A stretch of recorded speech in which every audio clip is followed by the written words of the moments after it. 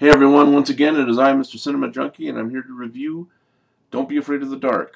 I wanted to see this movie when I first heard it was coming out for two reasons. One, I really like Guillermo del Toro's movies.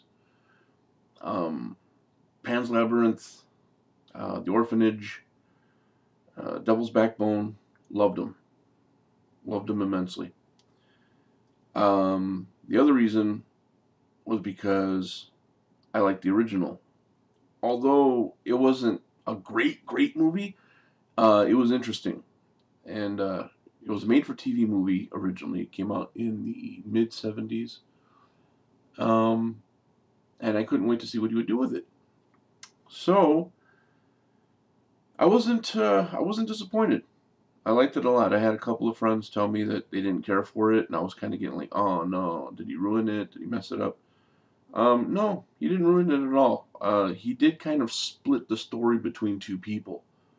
Because in the original, it was this lady who was in a house and she kept getting visits from these little creatures and they kept wanting to take her away and all this other stuff.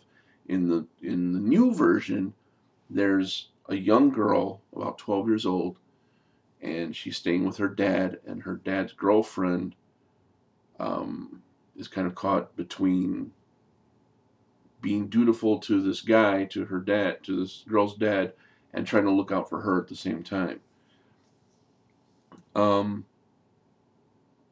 So the story gets split a little bit between the little girl and the older lady, who's played by Katie Holmes. Uh, I don't know what your opinion is of Katie Holmes. Um, Sometimes I feel like that girl couldn't act her way out of a wet paper sack, but that's just my opinion. Plus, she's got an ass that looks like it was beaten with a book bag. You notice that? Just flat.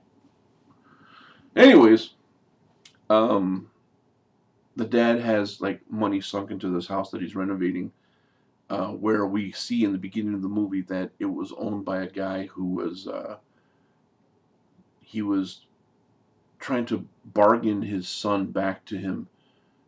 These little creatures took his son and took him down the furnace, down into this deep hole, and he was trying to feed them teeth. He took his own teeth out. He took out the teeth of the maid, and he said, "Here, I got you something to eat. Please give me back my son now." And these things instead grabbed him and dragged him down the hole with them.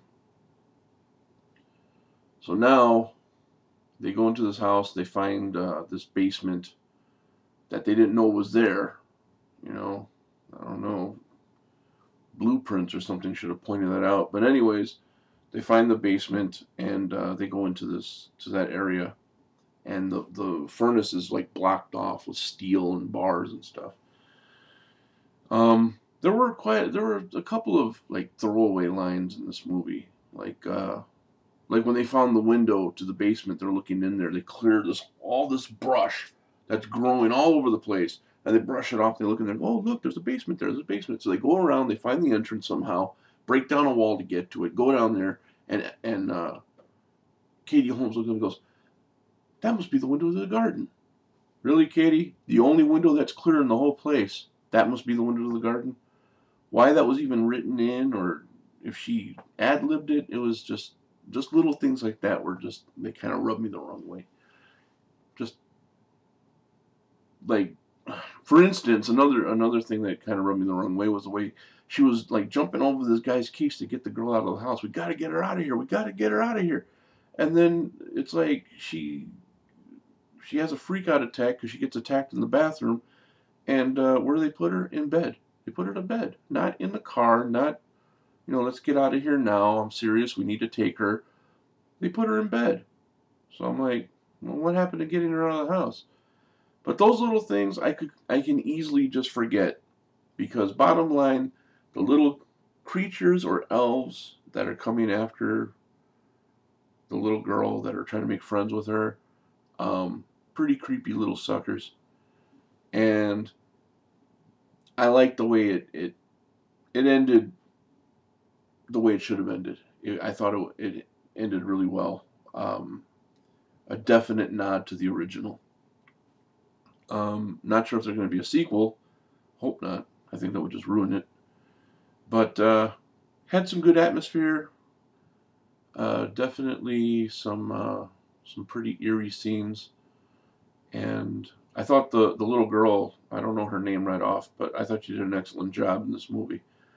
She definitely outacted the hell out of old Katie there, most definitely. So, yeah, I definitely have to give Don't Be Afraid of the Dark a seal of approval, and highly recommend it to anyone who hasn't seen it yet. If you're a fan of Guillermo del Toro and his movies, and you haven't seen this movie yet, you're definitely going to be pleased. Um, and I guess that's it.